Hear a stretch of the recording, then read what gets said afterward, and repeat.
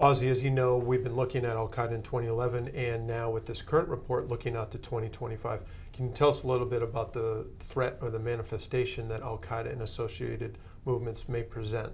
Absolutely, Tom. Now, obviously, when you're predicting the future, we know that it's impossible to determine what it's going to look like, and any attempt to do so would be futile. And we also know that past performance, as many of the stock market commercials say, is no indicator of future performance as well. So when doing this threat, though, this project, we still had to determine a model for going forward. So what we decided to do is put forward 5 potential futures, where we could highlight some key themes that no matter how Al-Qaeda might manifest itself in the future, those are the things that the U.S. government and its international partners could focus on. And those 5 models that we use going forward, the first is what we call a resurgent Al-Qaeda core, where, as you described, that Al-Qaeda core is, many argue, in its waning days and its just diminished capability. But there is a scenario that we put forward that says it could come back and be even stronger than it currently is today.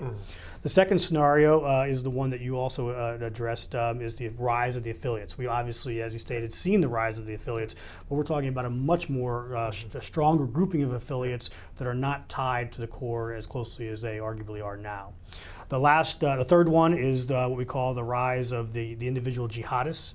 Again, it's where you talked about this uncomfortable increase in the number of domestic extremists or self-inspired individuals who are adherents of Al-Qaeda's ideology. And that scenario is a rise of those individuals.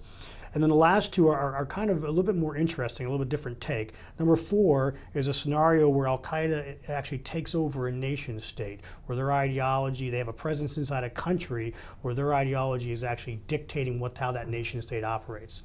And the last is a little counterintuitive. The last scenario that we discuss in the report is Al-Qaeda going away. If what everyone's saying about Al-Qaeda, that it is in its last days, how do we get there? What does it look like? And how do we make sure we don't get in our own way in seeing the end of Al-Qaeda? Certainly, and I think we can expect a lot of people asking us which one we think is going to be the most likely to happen, but of course it could be a combination of all these in the future. So it's not so cut and dry or discrete. Yeah, as Juan Zarate has pointed out, he calls it a hydra, and what we'll probably see is Al-Qaeda over the years manifest itself in some mixture of those entities. Hopefully, the last scenario will take place where Al-Qaeda once and for all ends. Yep, I hope so. Now, Tom, I talked a little bit about our paradigms we have in there, but the paradigms or these individual scenarios are really only one part of the study. It's actually a much more comprehensive report that talks about a bunch of different factors we need to consider in discussing the future of Al-Qaeda.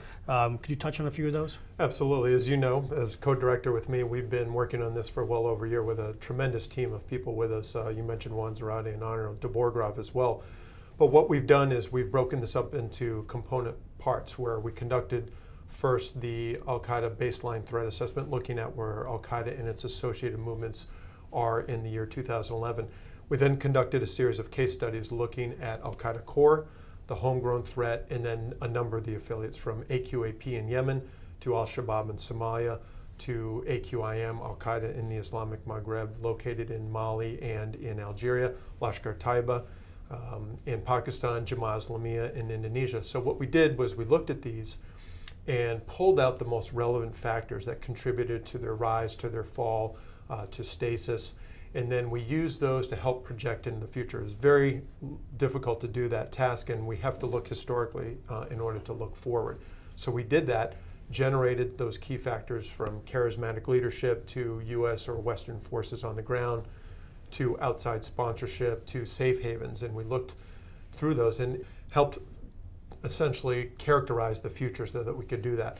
Then, as you well know, we engaged in a serious amount of field work to get on the ground in current and future potential terrorism hotspots. You and I went to Europe with Zach Film, and then you and I covered Southeast Asia. Dave Gordon and I went to Africa for a month, and we took this field work, all the interviews that you and I did with government officials, counterterrorism practitioners, clerics, community leaders, academics, a really wide range of people, to give us a sense of what they thought was going on the ground with Al-Qaeda and associated movements, and where they think problems might be in the future.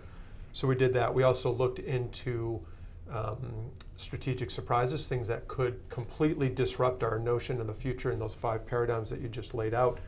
And then we also generated, you and Juan in particular led the creation of these recommendations and the conclusion to help government determine where they can go in countering this threat. And all those brought together, I think, generated a pretty solid report. Ozzie, I think the title of our report is very indicative of what we're facing. It is an uncertain threat.